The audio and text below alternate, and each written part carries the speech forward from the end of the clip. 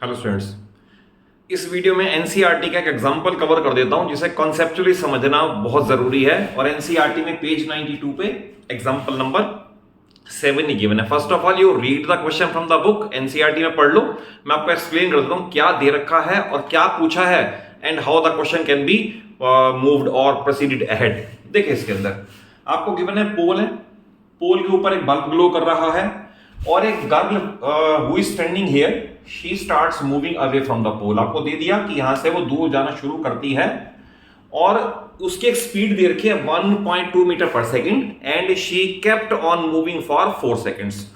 4 seconds तक girl चलती है and now her position is C D. तो क्वेश्चन है what is the length of her shadow. Obvious अगर यहां बल्ब ग्लो कर रहा है and the girl is standing here तो it will be the shadow. तो ऐसे वाले क्वेश्चन में ध्यान रखना, ओनली कैलकुलेशन नहीं करनी। अगर बोर्ड में आपको फुल मार्क्स स्कोर करने हैं तो पूरे क्वेश्चन को नरेट जरूर करें। तो I will state in this manner, let position of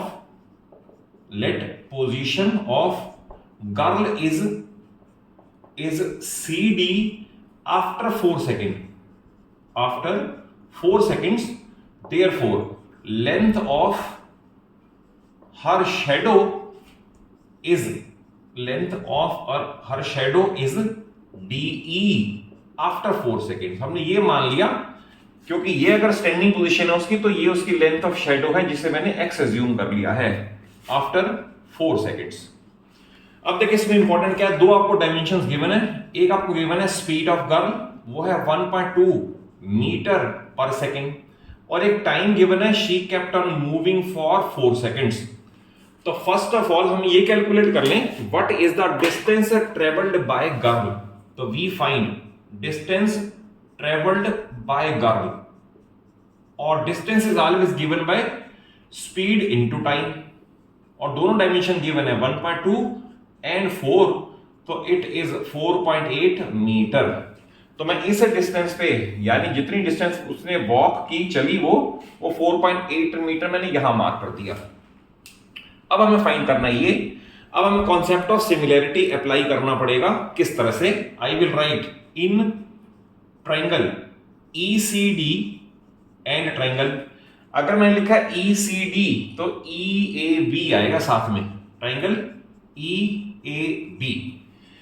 तो इन दोनों ट्राइंगल में देखिए आप, ये एंगल कॉमन है तो I can write angle E is equal to angle E common, that is दोनों ट्राइंगल में ये एंगल एग्जिस्ट कर रहा है एज पर फिगर। क्लियर है?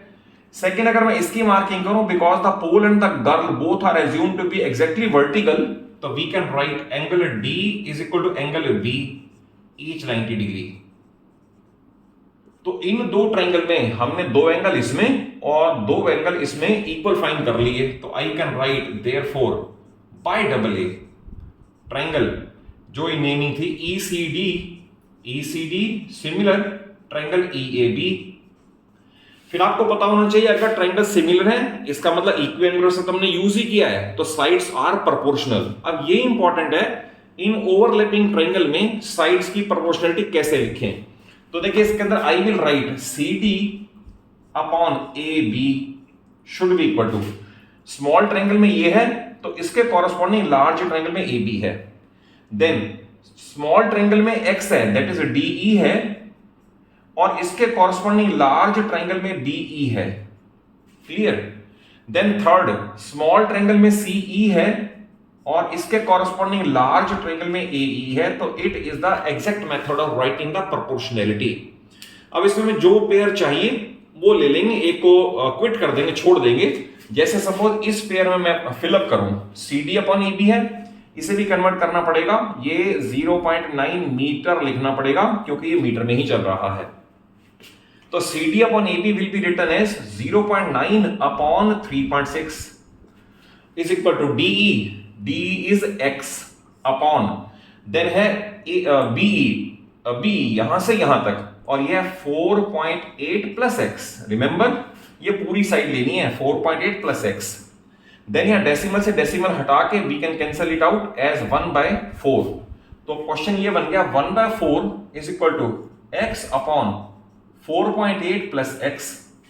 नाउ क्रॉस मल्टीप्लाई करने पे 4x is equal to 4.8 plus x। x का इधर ट्रांसपोजिशन करोगे it will become 3x is equal to 4.8 और 3 यहां मल्टीप्लाइड है, उधर आके डिवाइड करेंगे तो x is equal to 1.6 metre. और क्योंकि x आपने एज्यूम किया था तो ऐसे वाले में आंसर जरूर लैंग्वेज में छोड़ा करो। तो I will write therefore length of shadow after 4 seconds, ये जरूरी है आप लैंग्वेज में लिखो, length of shadow after 4 seconds is equal to 1.6 metre which is the final answer. तो इस क्वेश्चन को इस तरह सॉल्व किया जाएगा। अगर कोई और क्वेश्चन भी दे, आपको एक्स्ट्रा क्वेश्चन भी क्रिएट करके दे कोई टीचर या एग्जामिनर, तो आपको कॉन्सेप्ट वाइज समझ आना चाहिए कि इसमें कैसे सिमिलरिटी प्रूव की है एंड देन प्रोपोर्शनैलिटी से डिजायर्ड रिजल्ट फाइंड किया है। और अगर कॉन्सेप्चुअली समझ आया हो, अच्छा लगा हो, तो वीडियो को जरूर एक अच्छा सा लाइक दो और अपने सभी फ्रेंड्स को शेयर कर लो और चैनल सरूजा क्लासेस को जरूर सब्सक्राइब कर लो। आई एश्योर यू कि मैं आपको पूरा सिलेबस 9th का और 10th का फिजिक्स, केमिस्ट्री और मैथ्स का अपने चैनल पे इजीली और स्मूथली प्रोवाइड करवा दूंगा। Thank you for watching the video.